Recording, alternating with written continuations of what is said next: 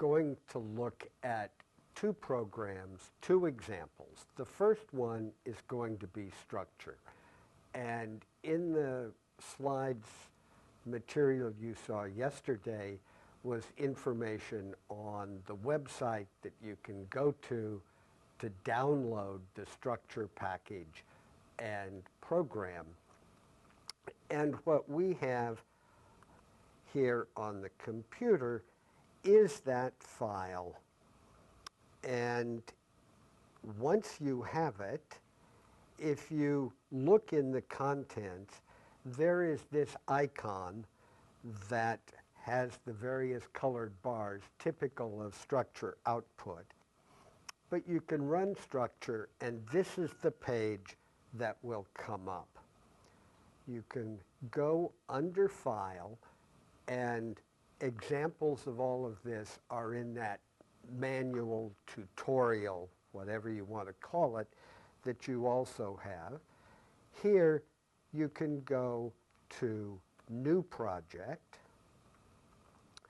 click on that, and it's going to ask you for information.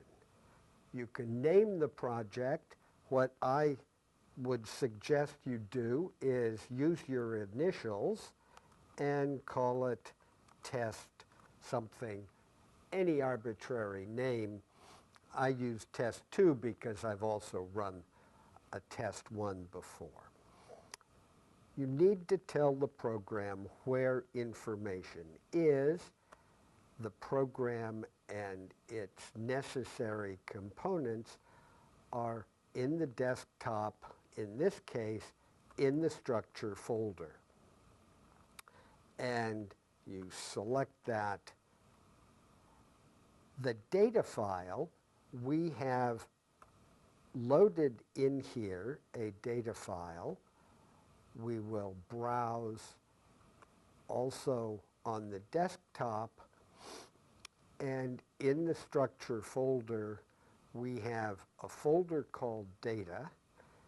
And because this data set is related to the examples in the frog database that we'll talk about later, we call it frog 1943, and that is entered. Next, you want to enter the number of individuals. Well, we called it frog 1943 because that's the number of individuals. Everybody is a diploid, 2 chromosomes. These are all autosomal. The number of loci is 39. And what we have used is -9 to represent a missing data value. Not everybody will have results for every locus. At this step 3, we simply click and note that we have put the marker names into the data file. And here we've also put in the individual ID. We've put in the putative population of origin. It's in fact not putative because we know where all of these individuals came from. And we're going to click the flag that will use that for display. The calculations in structure do not use population origin, but we can display by population. We can look at the data format, and it tells us how many lines of data, how many columns, etc. We finish, and here is a summary of what we've put in. Our project name, the pathway, the data source, the number of individuals, and the nature of the data. And we can proceed, and here is what we see the data. We have all of the marker names, we've got the population ID, and the flag for ordering them. Now, at this point, we need to set the parameters. And there are no parameters already stored. It's a new project. We have new parameters. Now, the parameters are going to tell us how long to run the program. This works on a Markov chain Monte Carlo, which means it chooses values in the parameter space to get a sense of where the parameters are best during a burn-in period, and then it follows that up with a much finer sampling around the better values. So because I know this computer runs reasonably fast, I'm going to put in 4,000 and 4,000 for a total of 8,000. In most runs, for really getting a better idea where speed isn't important, 10,000 burn-ins, 20,000 MCMC repetitions is sort of the minimum one would use, but is usually quite sufficient. So we want to name this parameter set. I'm going to give it the same name as the project, but that's by no means necessary. It's an arbitrary name so that you can come back to this parameter set. So now we're really ready to run the program. Depending upon your computer, for reasons I do not understand, sometimes you can immediately start to run the project. Other times you actually have to save at this point, get out, come back in, and restart the project. So I'm going to do that. We're going to save the project, and then we are going to exit, and then we're just going to come back in,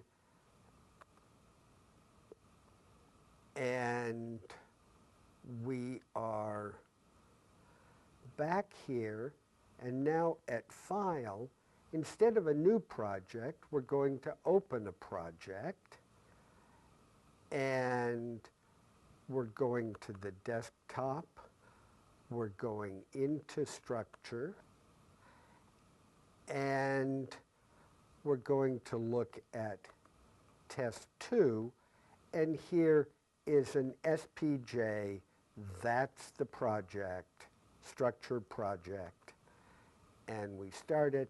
There's our data set again, and now we can go in and try to start a job.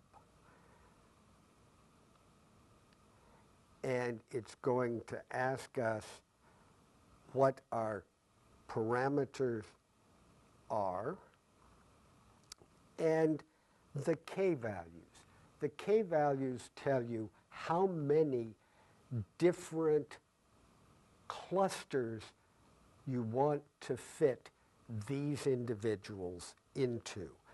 And Structure will then find the best way to fit these individuals, given that it's a Monte Carlo approximation. So every run may be a little bit different. So we know that these data are reasonably good at clusters of 6 or 7, so we can try both of them. And the number of iterations, because it's a local maximum, it'll be different potentially at every single run. So normally one would do 10 or 20 runs and find the one with the highest likelihood, as the examples are in that tutorial.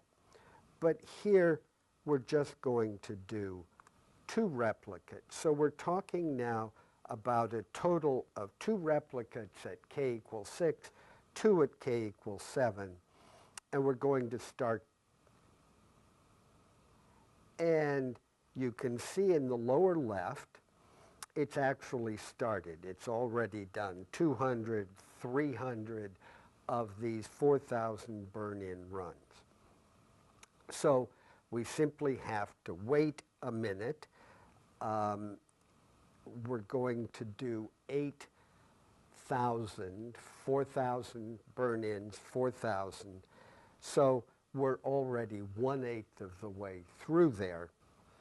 And you may want to, we're almost at 4,000. The burn-in has completed.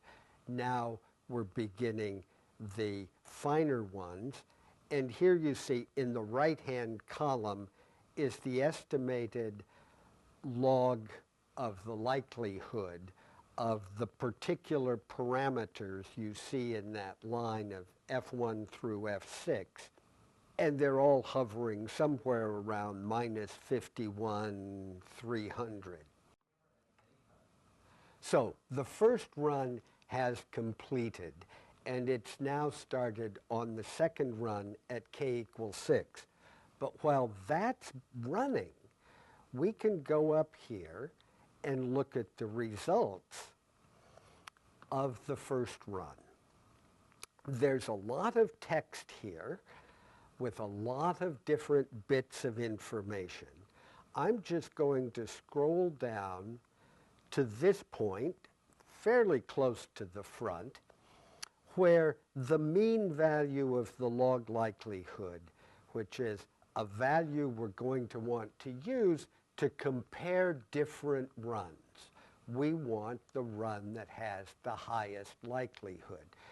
And as you saw, they're fluctuating around -51, 300, and here's the exact result for this set of data. But what's more interesting is to just look at it. And if we go up to the bar plot and show it, depending upon the size of screen you've got, you may be able to extend this out to the right. We don't have room for that, so we'll have to scroll through it. This is individuals, each little vertical line, and you can see some of them here as thin, distinct vertical lines, is a different individual. And they are colored by which of the 6 clusters they best fit into. Here they're in their input order, but we're now going to group them by those population IDs.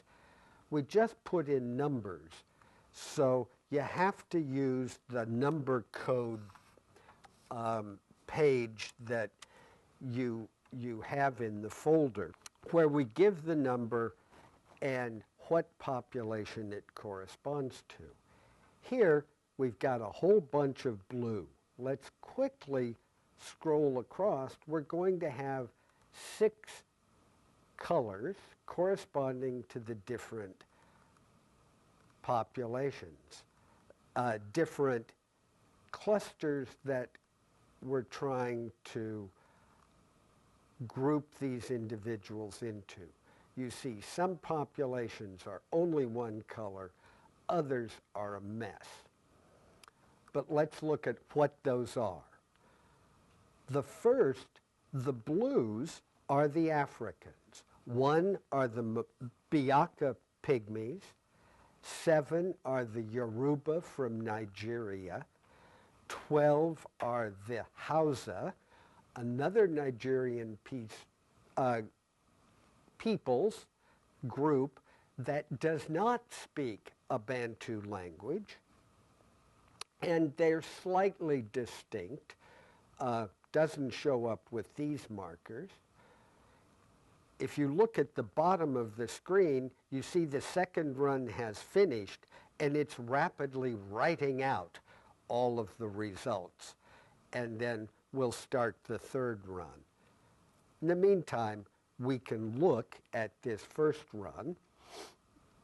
13 and 14 are the Maasai from northern Tanzania and the Chaga from the base of Mount Kilimanjaro. They're the porters for those who hike up Kilimanjaro. And 16 are the Sandawe, a click-speaking hunter-gatherer group also in Tanzania. 17 are African Americans. And suddenly you can begin to see individual differences that can be fairly significant. And we know African Americans are admixed, and we'll talk more about that later. Here, 20 are the Ethiopians. If you remember or go back and look at the tree structure I showed, this population, these are the same individuals, same population, are intermediate between sub-Saharan Africa and Southwest Asia. And here, most people are close to 50-50. That may be admixture, but it's also equally likely beforehand to be that these individuals are, that this whole population is intermediate, and structure has had lots of individuals in Southwest Asia, here on the right, and lots of sub-Saharan Africans on the left, and it doesn't have enough degrees of freedom or enough clusters to allocate these to their own cluster. It simply places them in between. Whereas in African Americans, we know there is admixture, and these may very well, on an individual basis, represent the amount of admixture. One can't say arbitrarily what is admixture and what is intermediate. So 25 and 26 are the Samaritans and the Yemenite Jews. 28 are the Druze. And then 31 are the Ashkenazi Jews. And they have a lot of green and a lot of yellow and a lot of individual variation, but they clearly also have a lot of Southwest Asian signature, if you will. How much, again, this is admixture on an individual basis is difficult to say, but it's not surprising that there is European gene flow into Ashkenazi Jews, and yet as a population they clearly maintain a signal, if you will, of Southwest Asia. 39 are the Adyghe, a southeastern European population, just at the north of the Caucasus Mountains on the shores of the Black Sea, the east shore of the Black Sea. It's the only Caucasian population we have. You heard me say how much I think of Caucasian as a racist term. In a geographic sense, these are Caucasian. 42 are Hungarians, and as we move through these Europeans, we see the Irish have a lot of yellow. We've still got a little bit of this pink showing up. The European Americans are fairly admixed, quote unquote, on admixed. And then there's a little more green as we get into the northeastern populations. If we look here at 49 and 50, those are Finns, and Danes. 51 are the most northeastern population, the Komi, that exist on both sides of the Ural Mountains across the northern edge of the Urals. 56 are Khanty, a western Siberian population that falls in between any of the other clusters we have.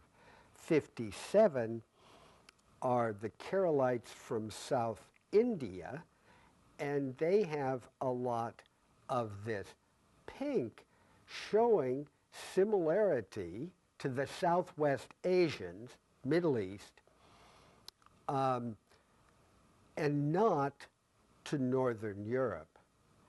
Then we get into the East Asians in light blue.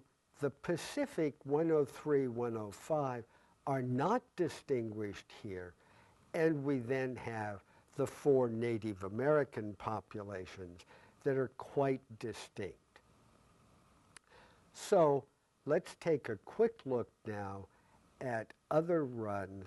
The second run at k=6, we can look and see if it's a different pattern. A lot of them are different patterns. Here it looks pretty similar. We end up with the same colors. Here we're getting into Northern Europe, and quite complex. The Khanty and the Keralites, let me move this up, and then we get into East Asia and the Native Americans. So here we got 2 patterns that were really quite similar, but very different patterns can occur. If we stop here and now go to k=7, one of them has already completed, and the other is getting close to completion. So now we're allowing one more cluster. And here we see all of the Africans. There are still roughly half and half the Ethiopians. Now the Samaritans are very clear, and things begin to degrade, meaning cluster cannot allocate these individuals into a single group. Very much. Now, in part of Europe, we're getting 3 colors: red, pink, actually the light blue, and an orange. What does the orange represent? The orange seems to be representing far northwestern Europe, the Irish. The whole job just completed, so we can look at the second run at k=7 in a moment.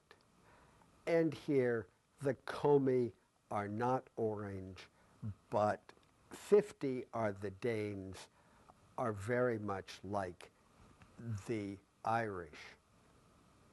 Again, this is complex. East Asia, maybe a hint that the Pacific are a little different, but not much. And then the New World. We can look at the 4th run. Here we see very much the same thing we were seeing. We're getting 3 different colors in Europe, the same sort of pattern. The colors are different because each time you run structure, it arbitrarily chooses a set of colors. There are ancillary programs, Destruct by Rosenberg will allow one to make all the colors roughly correspond when the clusters are the same. And here we get essentially the identical pattern we had before. So unfortunately, in this run, I'm not able to show how different the patterns can be, but they can be very different, and we can email you this data set and you can play with it if you want. And the data will clearly, in some cases, give very different results. At the end of the tutorial package is an example of 11 different runs of a superset of these data with a few more individuals in it that will allow one to get a sense of the different likelihoods and the different patterns that can occur. Now, structure is not a good method for assigning an individual to a population. You'd have to put your unknown into a large data set with a good number of markers and see which cluster the person fell out in, because in that long list of information that comes with the cluster run, you can scroll down, and here you can see for each unique ID of an individual, you have the probabilities or the relative clustering in each of the 7 clusters. And so clearly here are several individuals from the same population, and they mostly cluster in cluster, well, 1, 2, 3, 4, cluster 4 of 7. That's population 26, so these are the Yemenite Jews. But some of them don't. Here's one that falls primarily in cluster 1, not cluster 4. So instead of using cluster to analyze data, we find it's very useful for trying to identify the sets of markers that are most powerful in subdividing populations. This is a set selected to be able to make some differences across Europe as well as more continental groups, and indeed it does that. What is better for trying to look at the ancestry of a given individual is to use a likelihood approach with relative likelihoods, and that's what we've attempted to implement in a very early stage of our frog database. So let me connect to the internet, bring up frog, and then we can start on the second part of this exercise.